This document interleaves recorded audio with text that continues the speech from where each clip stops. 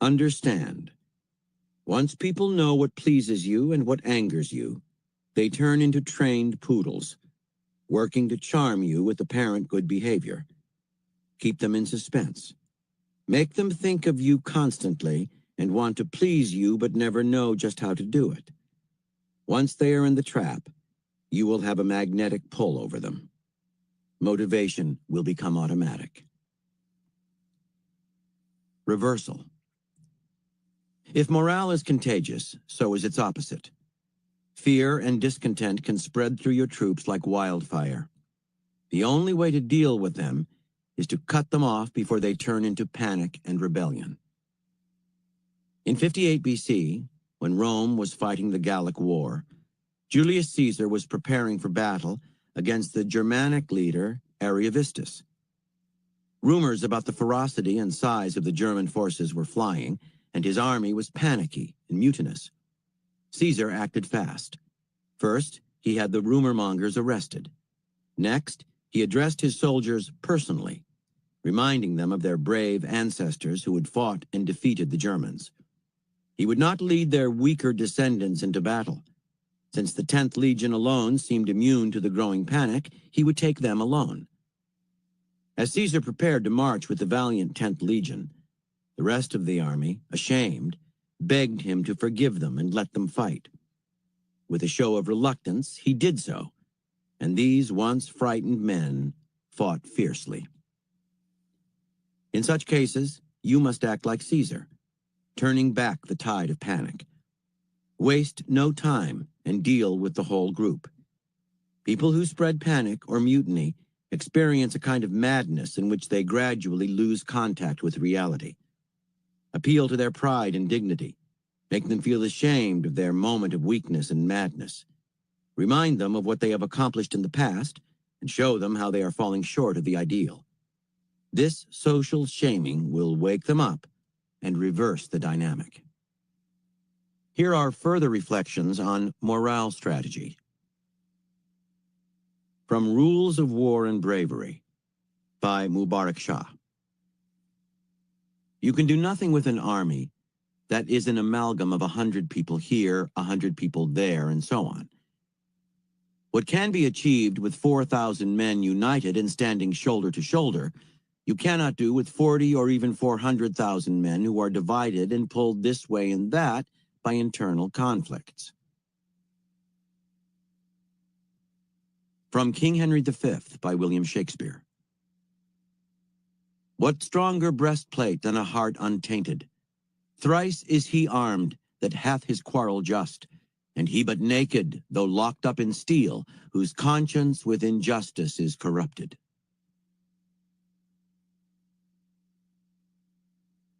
By Field Marshal Erwin Rommel.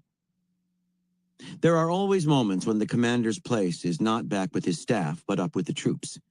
It is sheer nonsense to say that maintenance of the men's morale is the job of the battalion commander alone. The higher the rank, the greater the effect of the example.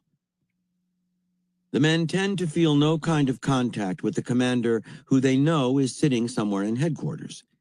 What they want is what might be termed a physical contact with him. In moments of panic, fatigue, or disorganization, or when something out of the ordinary has to be demanded from them, the personal example of the commander works wonders, especially if he has had the wit to create some sort of legend around himself. From Mastering the Art of War, Zhuge Liang's and Liu Ji's commentaries on the classic by Sun Tzu. During the spring and autumn era, the state of Qi was invaded by the states of Jin and Yan. At first, the invaders overcame the military forces of Qi.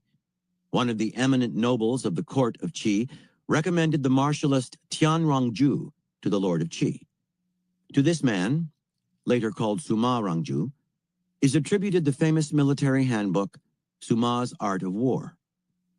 The Lord of Qi then summoned Rongju to discuss military matters with him. The Lord was very pleased with what Rongju had to say, and he made him a general, appointing him to lead an army to resist the aggression of the forces of Yan and Jin. Rongju said, "I am lowly in social status, Yet the Lord has promoted me from the ranks and placed me above even the grandees. The soldiers are not yet loyal to me, and the common people are not familiar with me. As a man of little account, my authority is slight. I request one of your favorite ministers, someone honored by the state, to be overseer of the army." The Lord acceded to this request and appointed a nobleman to be the overseer. Rangju took his leave, arranging to meet the nobleman at the military headquarters at noon the following day. Then Rangju hastened back to set up a sundial and a water clock to await the new overseer. Now this new overseer was a proud and haughty aristocrat, and he imagined that as overseer he was leading his own army. Because of his pride and arrogance, he did not see any need to hurry, in spite of his promise with Rangju, the martial master. His relatives and close associates gave him a farewell party, and he stayed to drink with them. At noon the next day, the new overseer had not arrived at headquarters. Rangju took down the sundial and emptied the water clock. He assembled the troops and informed them of the agreement with the new overseer. That evening the nobleman finally arrived. Rangju said to him, "Why are you late?" He said, "My relatives, who are grandees, gave me a farewell party, so I stayed for that." Rangju said, "On the day a military leader receives his orders, he forgets about his home. When a promise is made in the face of battle, one forgets his family. When the war drums sound, one forgets his own body.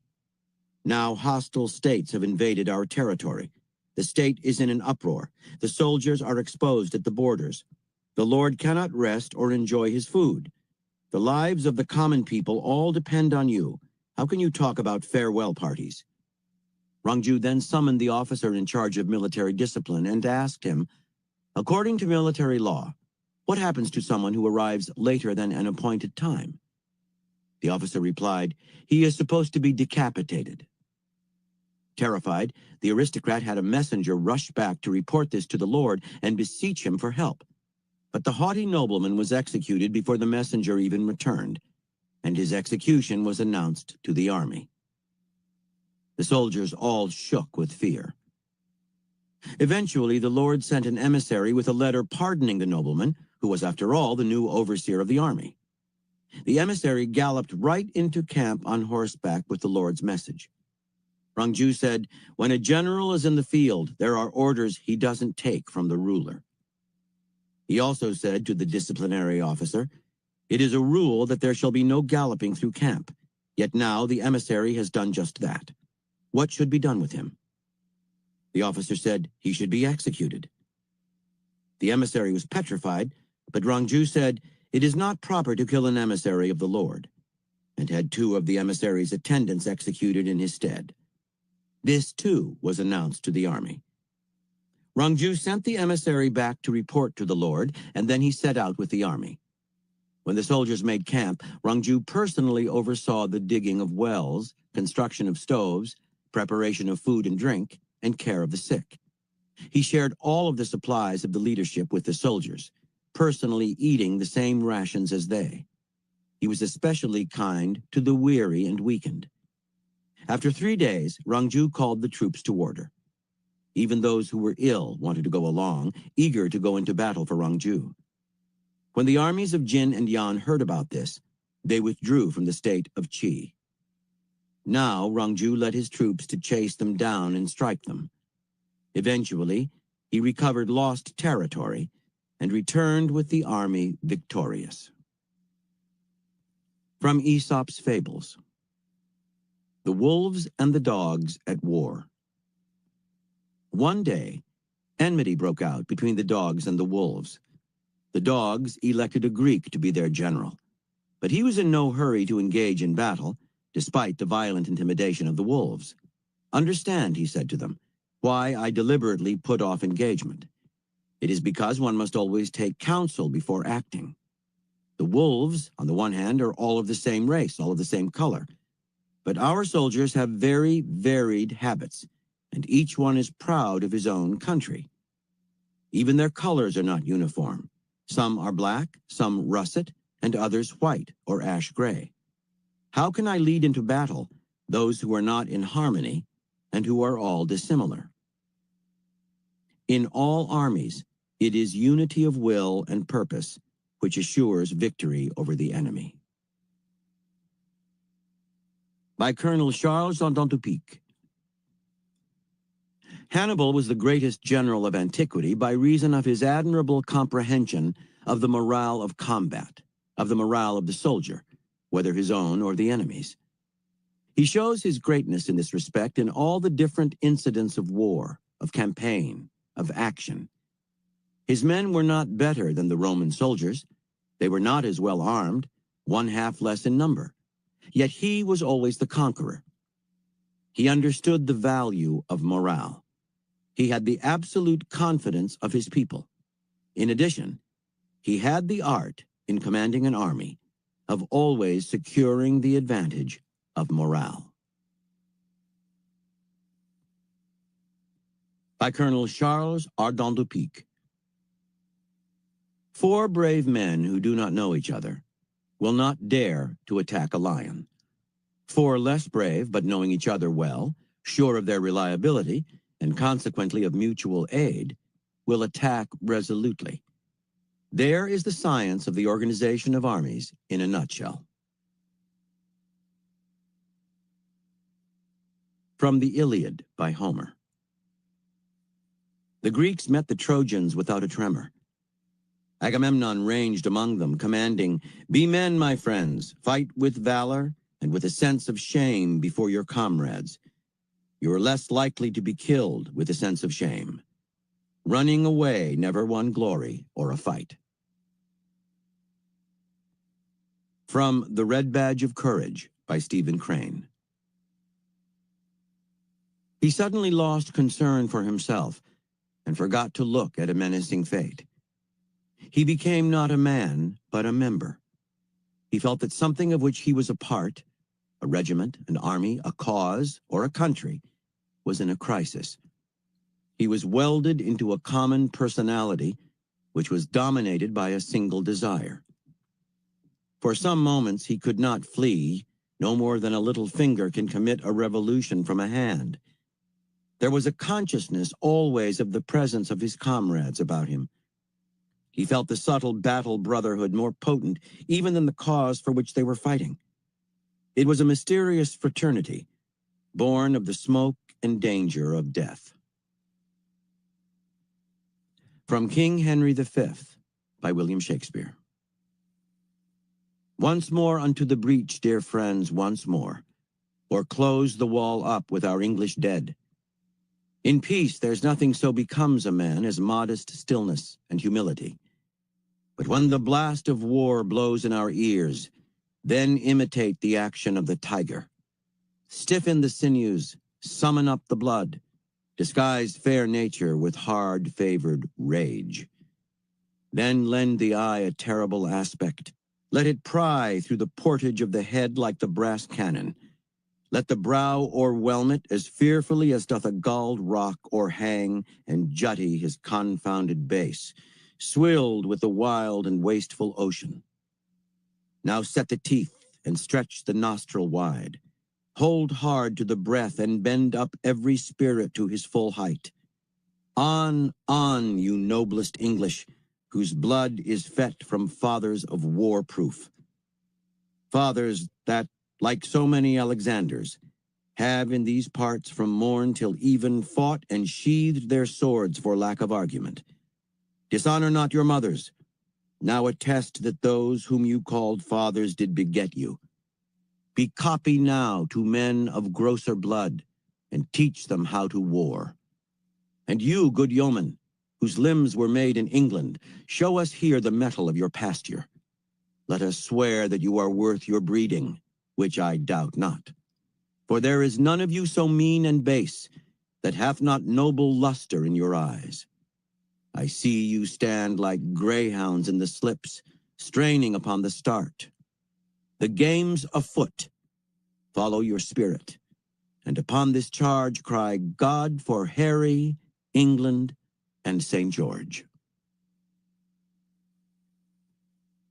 From The Prince by Niccolo Machiavelli. Mercenary and auxiliary arms are useless and dangerous. And if one keeps his state founded on mercenary arms, one will never be firm or secure, for they are disunited, ambitious, without discipline, unfaithful, bold among friends, among enemies, cowardly. No fear of God, no faith with men. Ruin is postponed only as long as attack is postponed. And in peace you are despoiled by them, in war by the enemy. The cause of this is that they have no love nor cause to keep them in the field other than a small stipend, which is not sufficient to make them want to die for you. And lastly, by Frederick the Great. If you wish to be loved by your soldiers, husband their blood, and do not lead them to slaughter. Part 3. Defensive warfare. To fight in a defensive manner is not a sign of weakness. It is the height of strategic wisdom, a powerful style of waging war. Its requirements are simple. First, you must make the most of your resources, fighting with perfect economy and engaging only in battles that are necessary. Second, you must know how and when to retreat, luring an aggressive enemy into an imprudent attack. Then, waiting patiently for his moment of exhaustion, launch a vicious counterattack. In a world that frowns on displays of overt aggression, the ability to fight defensively, to let others make the first move and then wait for their own mistakes to destroy them, will bring you untold power. Because you waste neither energy nor time, you are always ready for the next inevitable battle. Your career will be long and fruitful. To fight this way, you must master the arts of deception. By seeming weaker than you are, you can draw the enemy into an ill-advised attack. By seeming stronger than you are, perhaps through an occasional act that is reckless and bold, you can deter the enemy from attacking you.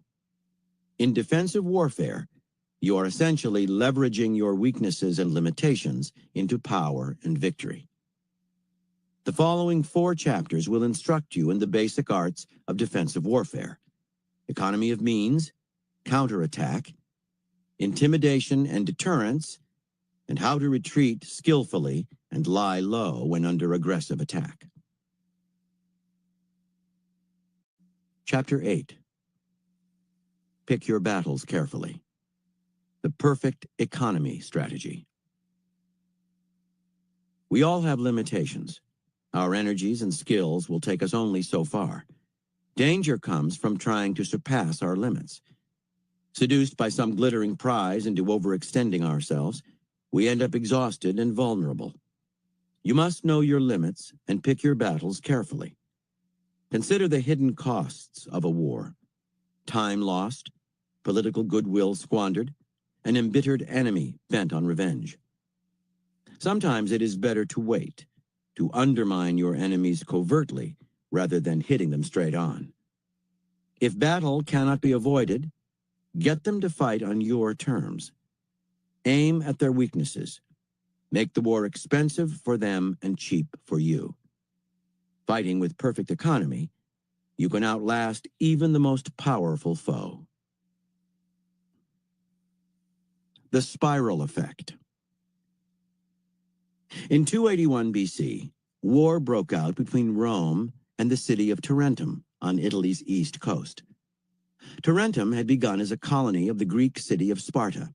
Its citizens still spoke Greek, considered themselves cultured Spartans, and thought other Italian cities barbaric. Rome, meanwhile, was an emerging power, locked in a series of wars with neighboring cities. The prudent Romans were reluctant to take on Tarentum. It was Italy's wealthiest city at the time, rich enough to finance its allies in a war against Rome. It was also too far away, off in the southeast, to pose an immediate threat. But the Tarentines had sunk some Roman ships that had wandered into their harbor, killing the fleet's admiral. And when Rome had tried to negotiate a settlement, its ambassadors had been insulted. Roman honor was at stake, and it readied itself for war. Tarentum had a problem. It was wealthy, but had no real army. Its citizens had gotten used to easy living. The solution was to call in a Greek army to fight on its behalf.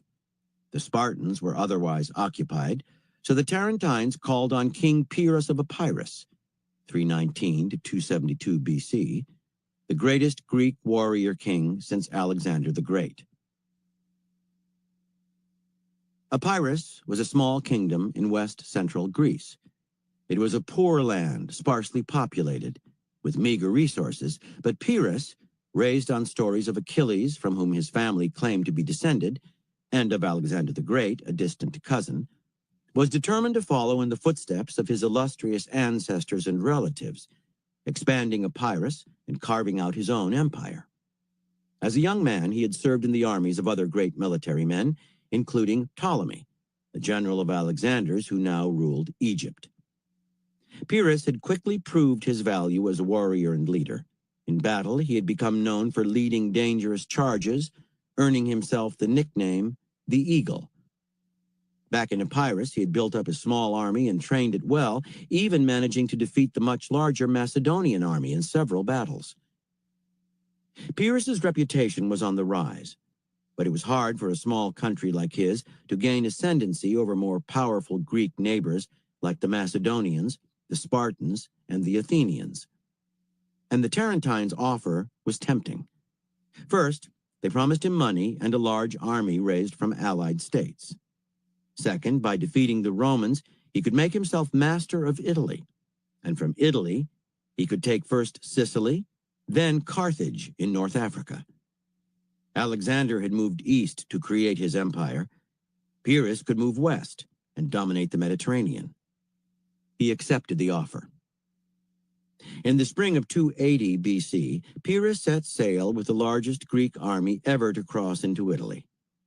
20,000 foot soldiers, 3,000 horsemen, 2,000 bowmen, and 20 elephants. Once in Tarentum, though, he realized he had been tricked. Not only did the Tarentines have no army, they had made no effort to assemble one, leaving Pyrrhus to do it himself.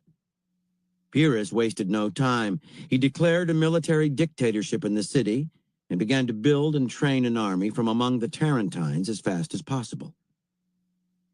Pyrrhus's arrival in Tarentum worried the Romans, who knew his reputation as a strategist and fighter. Deciding to give him no time to prepare, they quickly sent out an army, forcing Pyrrhus to make do with what he had, and he set off to face them. The two armies met near the town of Heraclea. Pyrrhus and his troops were outnumbered and at one point were on the verge of defeat when he unleashed his secret weapon. His elephants, with their massive weight, loud, fearsome trumpeting, and soldiers on top, firing arrows down at will. The Romans had never faced elephants in battle before, and panic spread among them, turning the tide of the fight. Soon, the disciplined Roman legions were in headlong retreat. The Eagle had won a great victory. His fame spread across the Italian peninsula. He was indeed the reincarnation of Alexander the Great. Now other cities sent him reinforcements, more than making up for his losses at Heraclea. But Pyrrhus was worried. He had lost many veterans in the battle, including key generals. More important, the strength and discipline of the Roman legions had impressed him. They were like no other troops he had faced. He decided to try to negotiate a peaceful settlement with the Romans, offering to share the peninsula with them.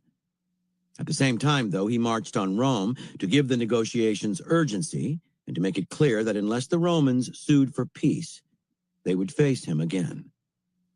Meanwhile, the defeat at Heraclea had had a powerful effect on the Romans, who were not easily intimidated and did not take defeat lightly. Immediately after the battle, a call went out for recruits, and young men responded in droves. The Romans proudly rejected the offer of a settlement. They would never share Italy. The two armies met again near the town of Asculum, not far from Rome, in the spring of 279 BC. This time their numbers were about equal. The first day of battle was fierce, and once again the Romans seemed to have the edge, but on the second day, Pyrrhus, a strategic master, managed to lure the Roman legions onto terrain better suited to his own style of maneuvering, and he gained the advantage. As was his wont, Near the end of the day, he personally led a violent charge at the heart of the Roman legions, elephants in front. The Romans scattered, and Pyrrhus was once again victorious. King Pyrrhus had now scaled the heights, yet he felt only gloom and foreboding. His losses had been terrible. The ranks of the generals he depended on were decimated, and he himself had been badly wounded. At the same time, the Romans seemed inexhaustible, undaunted by their defeat. When congratulated on his victory at Asculum, he replied, "If we defeat the Romans in one more such battle, we shall be totally ruined." Pyrrhus, however, was already ruined. His losses at Asculum were too large to be quickly replaced, and his remaining forces were too few to fight the Romans again. His Italian campaign was over. Interpretation. From the story of King Pyrrhus and his famous lament after the Battle of Asculum comes the expression Pyrrhic victory, signifying a triumph that is as good as a defeat, for it comes at too great a cost. The victor is too exhausted to exploit his win, too vulnerable to face the next battle.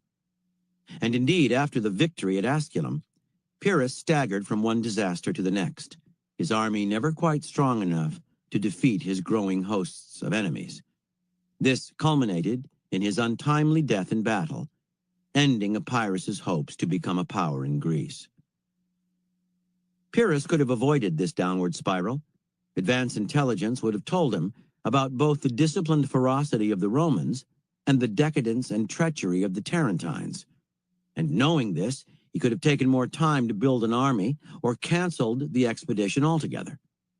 Once he saw that he had been tricked, he could have turned back. After Heraclea, there would still be time to retrench, consolidate, quit while he was ahead. Had he done any of this, his story might have had a different ending. But Pyrrhus could not stop himself. The dream was too alluring. Why worry about the costs? He could recover later.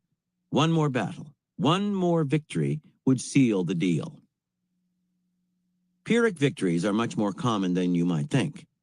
Excitement about a venture's prospects is natural before it begins, and if the goal is enticing, we unconsciously see what we want to see.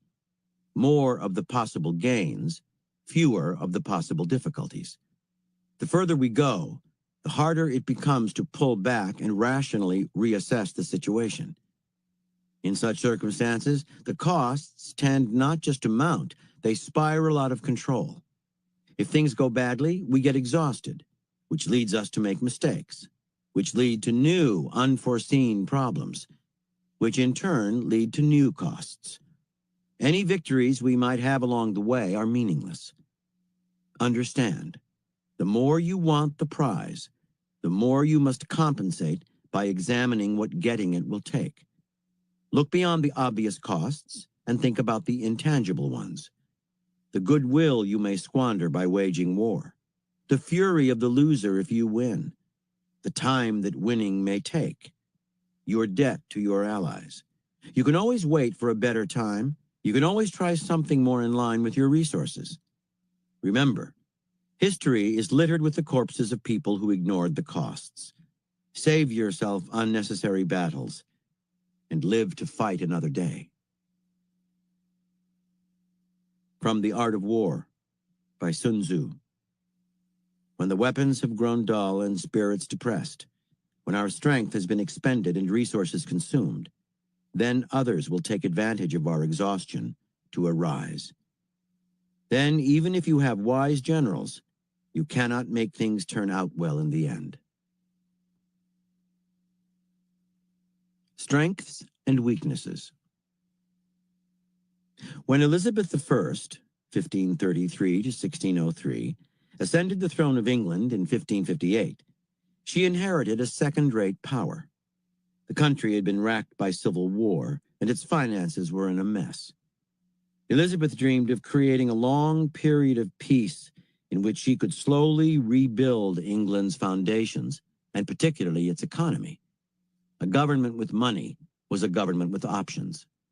England, a small island with limited resources, could not hope to compete in war with France and Spain, the great powers of Europe. Instead, it would gain strength through trade and economic stability. Year by year, for 20 years, Elizabeth made progress. Then, in the late 1570s, her situation suddenly seemed dire. An imminent war with Spain threatened to cancel all the gains of the previous 2 decades. The Spanish king, Philip II, was a devout Catholic who considered it his personal mission to reverse the spread of Protestantism. The Low Countries, now Holland and Belgium, were properties of Spain at the time, but a growing Protestant rebellion was threatening its rule, and Philip went to war with the rebels, determined to crush them. Meanwhile, his most cherished dream was to restore Catholicism to England. His short-term strategy was a plot to have Elizabeth assassinated and then to place her half-sister, the Catholic Mary, Queen of Scots, on the British throne.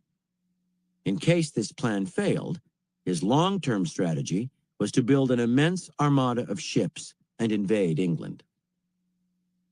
Philip did not keep his intentions well hidden, and Elizabeth's ministers saw war as inevitable. They advised her to send an army to the Low Countries